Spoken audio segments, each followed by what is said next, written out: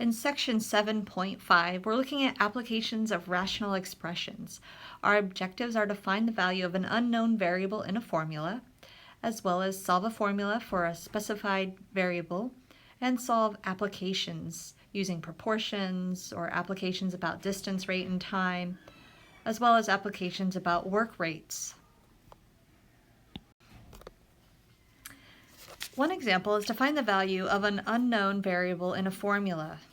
We have current and the total resistance. In electronics, the formula for calculating the total resistance R of parallel resistors R1 and R2 is given by the formula 1 over R, the total resistance, equals 1 over R1 plus 1 over R2.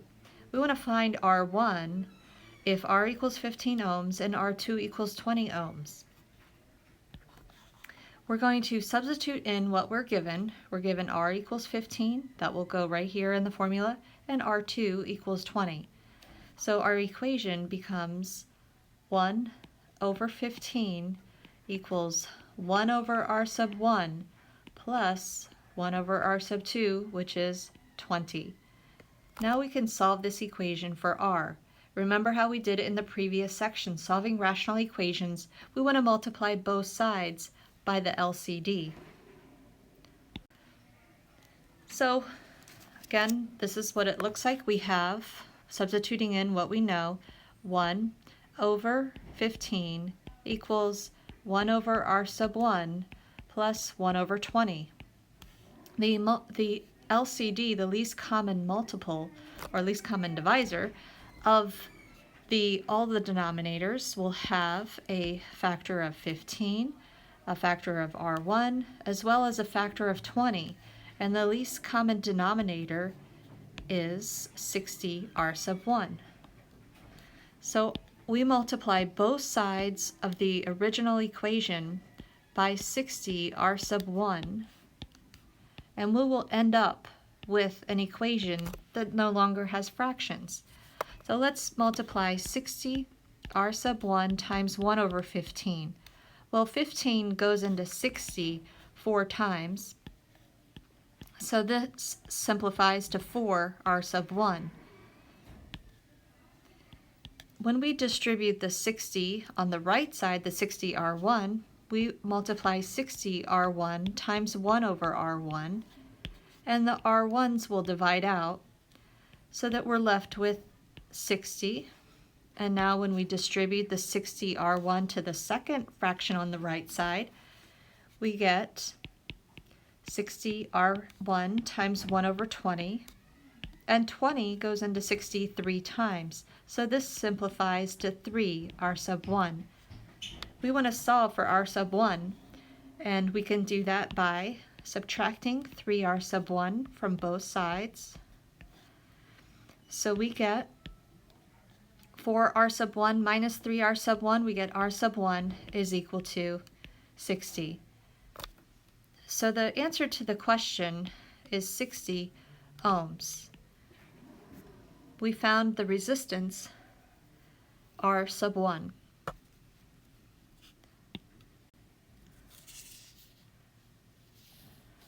To solve for a variable means to isolate that variable on one side of the equal sign.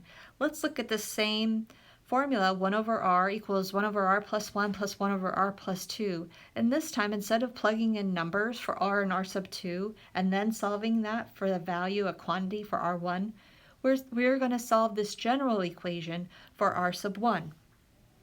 To do that, we are going to multiply both sides of this equation by the LCD, the least common denominator. Now the LCD is going to have as factors represented from each of the denominators. So the LCD is R times R sub 1 times R sub 2. We're going to multiply both sides of this original equation by the least common denominator. When you multiply the R, the LCD on both sides, R, R1, R2, on the left side of the equation, and we multiply the whole right side of the equation by that same LCD of R, R1, and R2. We're going to distribute the LCD to all of those fractions, and the first term becomes r times r sub 1, r sub 2, times 1 over r. And the r in the denominator will divide out with the r in the numerator, or part of the LCD, and that will simplify to r1, r2.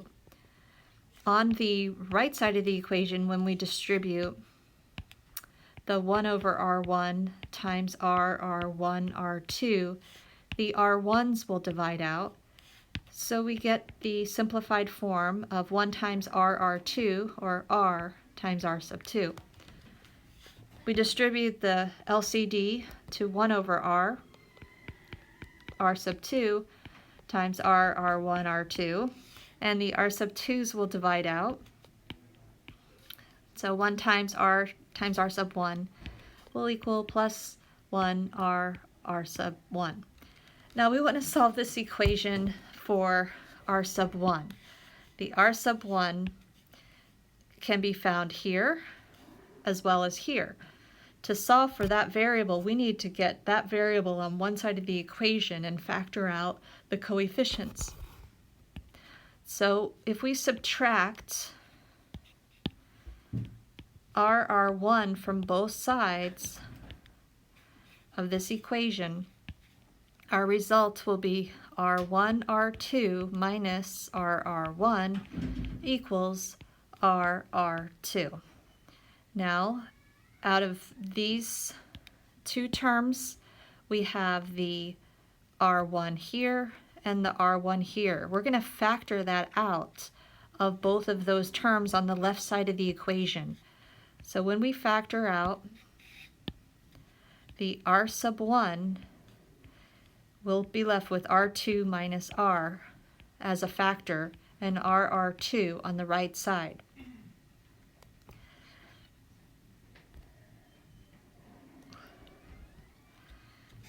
Now we're going to continue to solve this for r1.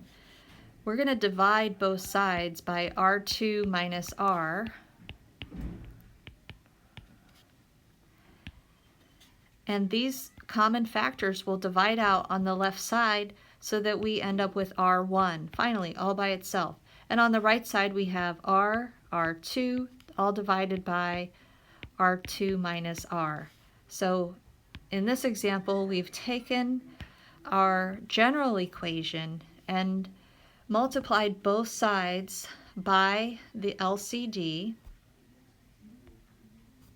and then finally, worked some algebra processes so that we can find the r1 by itself. And we were able to do that by bringing all the r1 terms on the left side of the equation and factoring out that r sub 1 common factor, and then dividing out so that we get the r sub 1 by itself. Solve applications using proportions. Ratios enable us to compare numerical quantities. A certain chainsaw requires that the gasoline be mixed with oil in the ratio of 32:1. In the stock market, winning stocks might outnumber losing stocks in the ratio of 7:3. The ratio of A to B may be written in any of the following ways: A to B, or A with a colon, B, or even written as a fraction, A over B. A proportion is a statement that two ratios are equal. Examples of proportions: 1/2 is a fraction, and that is equivalent to 4/8. So the ratio of 1 to 2 is equal to the ratio of 4 to 8. 3 supervisors to 25 workers is a ratio. 3 supervisors for every 25 workers. An equivalent ratio is 12 supervisors to 100 workers. So when you set those two ratios equal, you now have a proportion. As well as on the right side, we have A to B. A over B equals C over D. The ratio of A to B is equal to the ratio of C to D. Proportions are a useful and important type of rational equation. Let's look at example 4. A toy model indicates on the box that 1 inch on the model is equivalent to 18 inches on the actual automobile. How long will the model be if the actual automobile is 15.75 feet long? So our ratio, which was indicated on the box, is 1 inch to 18 inches. We can set up a proportion that compares the inches on the model to the inches on the actual automobile. So we can say the model ratio to the actual car ratio. On the box, we know that 1 inch is on the model is equal to 18 inches on the actual vehicle. Now, we're going to set that equal to another proportion where we know that the actual automobile is 15.75 feet long. Now, I'm going to convert 15.75 feet to inches since our ratio is given in inches. So 15.75 feet is equal to 15.75 times 12 inches, and that is equal to 189 inches. So a vehicle that's 15.75 feet long is equivalent to 189 inches. So we don't know how long the model will be, so we're going to use a variable to represent x inches of the model, and that is going to equal the length of the actual automobile, which is 189 inches.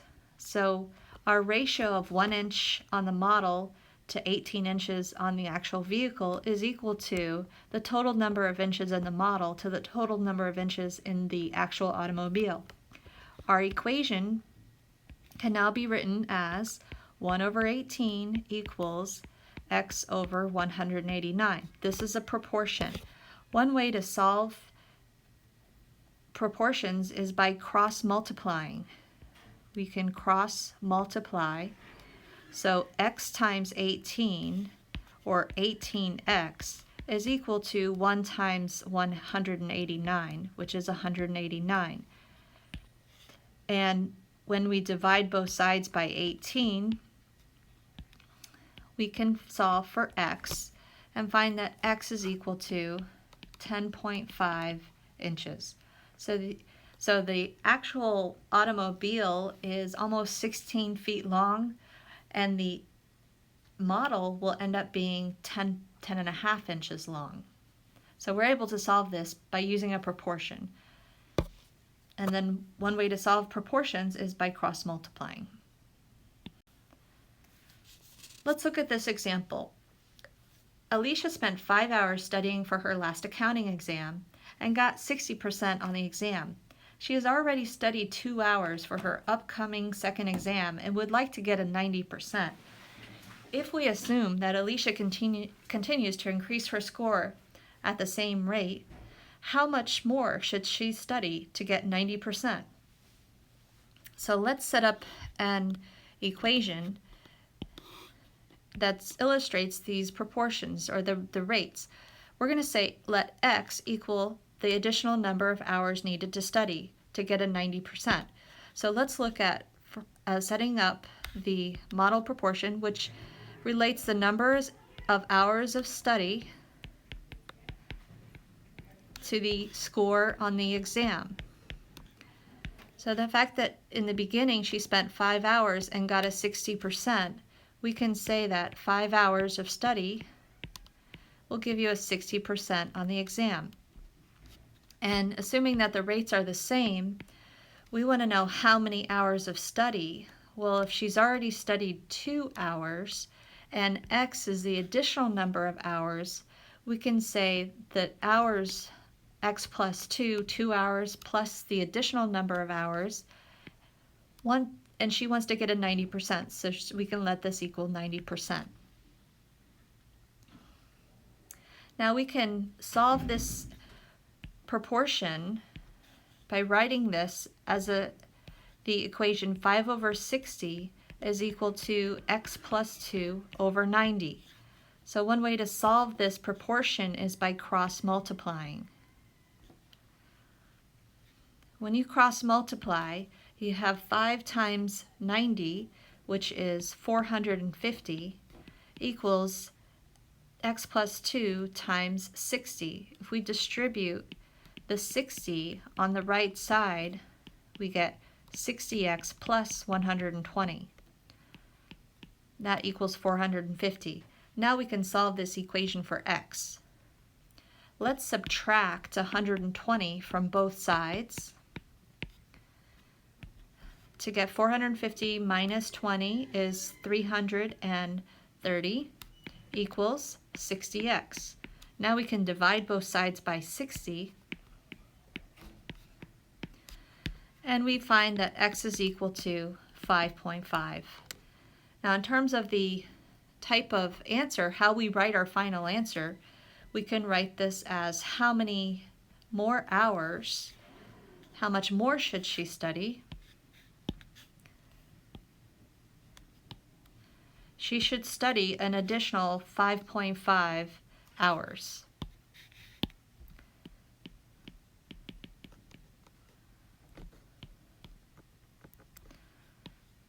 So if she's already studied 2 hours, she should study an additional 5.5 hours, a total of 7.5 hours, to expect to get a 90% on the exam, assuming that her score continues to increase at the same rate. Let's solve a problem about distance, rate, and time. In example number 6, the current of a river is 3 miles an hour. It takes a motorboat a total of 3 hours to travel 12 miles upstream and return 12 miles downstream. What is the speed of the boat in still water?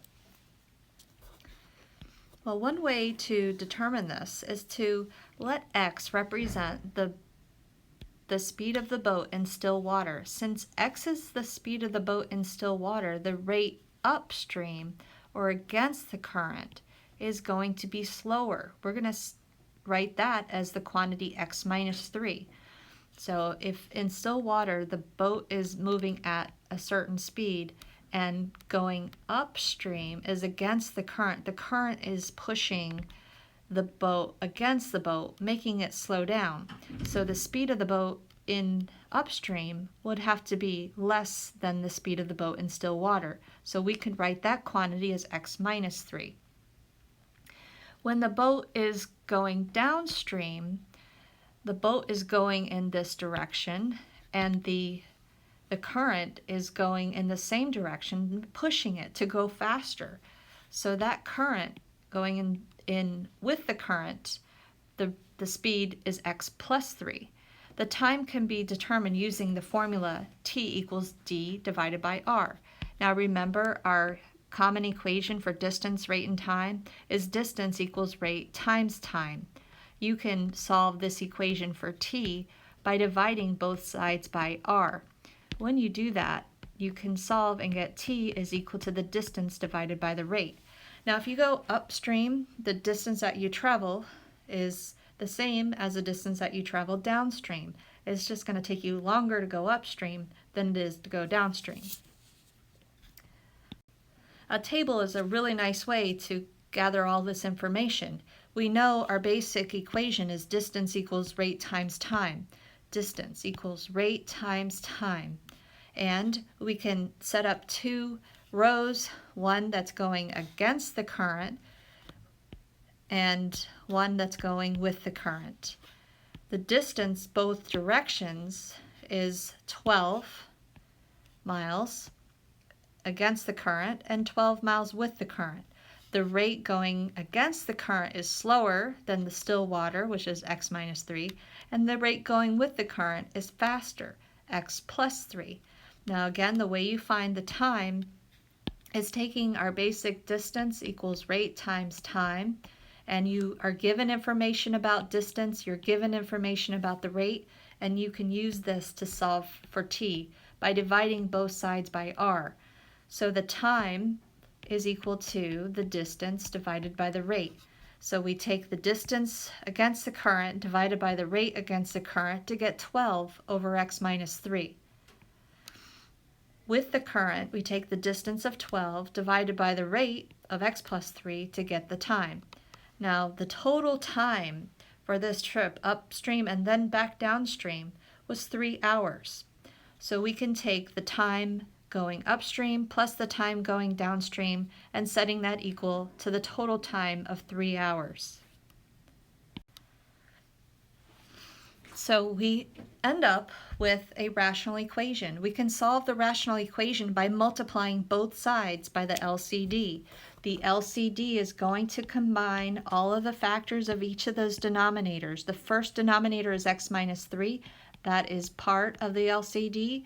The second denominator is x plus 3. That is also part of the LCD. We're going to multiply both sides of this equation by the LCD, x minus 3 and x plus 3. On the left side as well as on the right side, x minus 3, x plus 3. Now when we distribute on the left side here, we get x minus 3 times x plus 3 times 12 over x minus 3. And the x minus 3 factors will divide out so that we have x plus 3 times 12, or 12 times x plus 3. When you distribute to the second term, the common factor, the LCD, x minus 3 times x plus 3 times 12 over x plus 3, the x plus 3 common factor will divide out. And then this can be simplified to x minus 3 factor times 12, or 12 times x minus 3. Now on the right side, we have 3 times the two factors in the LCD, x plus 3, x minus 3. Now if you use the FOIL process to do first, outer, inner, and last, you will find that that will simplify to x squared minus 9. Now we have an equation that can be solved using the distributive property. Let's distribute, and we're able to write this as 12x plus 36 plus 12x minus 36 equals 3x squared minus 27. Now we have a quadratic equation, and one way to solve quadratic equations is by factoring, but you want to get all the terms on one side. Let's continue to simplify the left side of the equation by combining like terms. 12x plus 12x is 24x. This plus 36 and that minus 36 are opposites, so that's going to equal 0. And the right side is 3x squared minus 27. Let's continue to simplify by subtracting 24x on both sides of the equation. Keep in mind that this is a quadratic equation, and we're going to eventually factor it.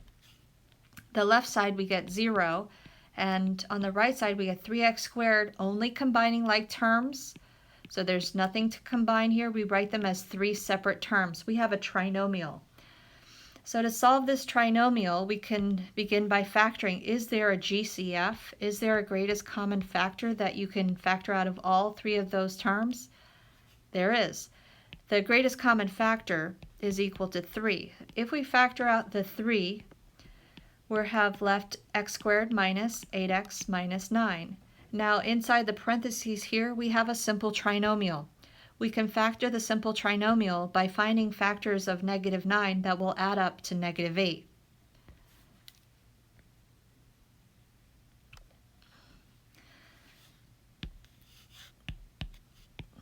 So the factors, the trinomial can be factored into 2 binomial factors. One factor is x minus 9, and the other factor is x plus 1. By using the 0 factor property, we can set each of those factors equal to 0. Now, there's no use of setting 3 equal to 0. 3 does not equal 0, but if we set x minus 9 equals 0, we see that x is equal to 9. And if we set x plus 1 equal to 0, we see that x is equal to negative 1. Now remember what we originally assigned as our value of x. X was the speed of the boat in still water. So we can say the speed of the boat in still water is equal to 9. Well, since our other rates were given in miles per hour, we could say the boat, if it were in still water, would be going at 9 miles per hour. When it's going upstream, it's going against the current. That's going to be going slower. It's going to go 6 miles an hour. And when it goes with the current, it's going to be going faster, and that would be 12 miles per hour. So the speed of the boat in still water is 9 miles per hour. Applications about work rates. Work problems are closely related to time, rate, and distance problem. Here's a hint. People work at different rates. If the letters R, T, and A represent the rate at which the work is done, the time required, and the amount of work accomplished, respectively, then A, which is the amount of work done, is equal to the rate at which the work is done times the time required. So notice the similarity to the formula distance equals rate times time. The amount of work can be measured in terms of jobs completed. Thus, if one job is completed, A is equal to 1, and the formula gives the rate as 1 equals R times T. R equals 1 divided by T. In example 6, we're looking at an inlet pipe can fill a backyard pool in 10 hours, while the drain can empty it in 12 hours. If both the inlet pipe and the drain are open, how long will it take to fill the pool? We can describe these rates in terms of the amount of work done, or the number of jobs accomplished, and the time required. So we can say that if X represents the time it takes to fill the pool with both the inlet pipe and the drain open, since the inlet pool fills the pool in 10 hours, it completes 1/10 of the job, or 1/10 of the job per unit of time. So that's one pool in 10 hours. Since the drain empties the pool in 12 hours, it completes a -1 job in 12 hours, thus emptying the pool. So the rate is negative. This information can be summarized in a table. We have an inlet pipe, and the rate is 1 pool in 10 hours, or 1/10. The outlet pipe is draining, so that's a negative rate, minus 1 pool in 12 hours, and the time working together is X. So if we know that the distance equals rate times time, or the rate times time gives you how much of the job is done, we can multiply the rate times the time, 1/10 times X, to get 1/10X. That's the fractional part of the job done by the inlet pipe. The outlet pipe's rate is -1/12. The time is X. So when we multiply the rate and the time together, then the fractional part of the job done by the outlet pipe is -1/12X. Since together both pipes affect the completion of the job, the sum of the fractional parts accomplished by them should equal 1. Ultimately, we want to end up with 1 complete pool filled. So the part done by the inlet pipe, 1/10X, plus the part done by the drain, which is a -1/12X, needs to equal 1 complete pool. We can solve this rational equation by multiplying both sides by the LCD. The LCD is going to have the representing all the factors in each of the denominators. The least common denominator we can use as 60. We can multiply the whole left side of the equation by 60 and multiply the whole right side of the equation by 60. So we'll end up with an equation that doesn't have any fractions.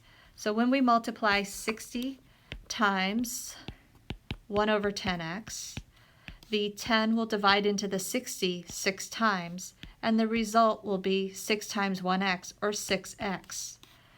When we multiply the 60 times a -1/12x, 60 times -1/12x, the 12 goes into 60 5 times.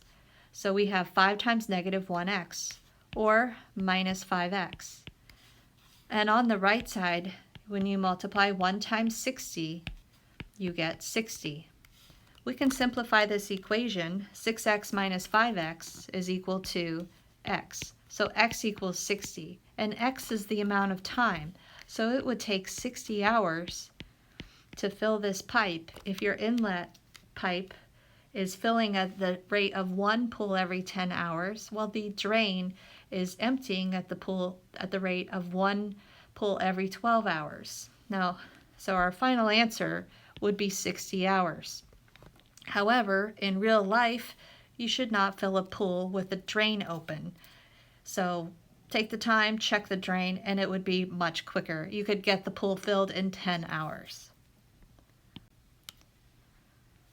Now work through the examples in your homework assignment. It does take practice and time to get used to solving these types of word problems, but the more you practice, the better you get. Work to complete the homework and be prepared for the test on Chapter 7.